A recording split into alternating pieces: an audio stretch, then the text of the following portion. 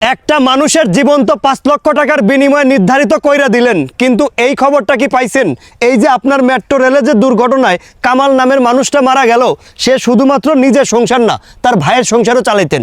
মানে 2 সংসারে একমাত্র একজন উপার্জনশীল ব্যক্তি। এখন কি করবেন?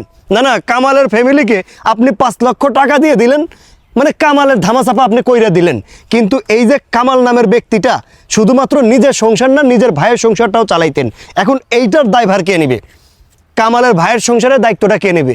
আপনারা 5 লক্ষ টাকা দিয়ে দিলেন, একটা চাকরি দিয়ে দিলেন, বাস কামালের জীবনের একটা দশারফা হয়ে গেল। কি বলেন? এত বড় একটা স্থাপনা, সেখান থেকে বারবার ব্যারিং পেট্রোল না কি যেন খুলে খুলে পড়তাছে, মানুষের জীবন নিতেছে, দেশের যেন সরকারেরও টনক নড়ে না, কোনো কিছুরই টনক নড়ে না।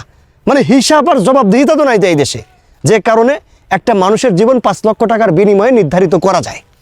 কামাল যে মারা গেছে, তার সংসারে তার যে ফ্যামিলিকে 5 লক্ষ টাকা দিয়ে দিল, খালাস। কিন্তু আমার প্রশ্ন হচ্ছে, কামাল যে তার ভাইয়ের সংসারটা চালাইতেন, এখন এই সংসারের দায়িত্বটা কে নেবে?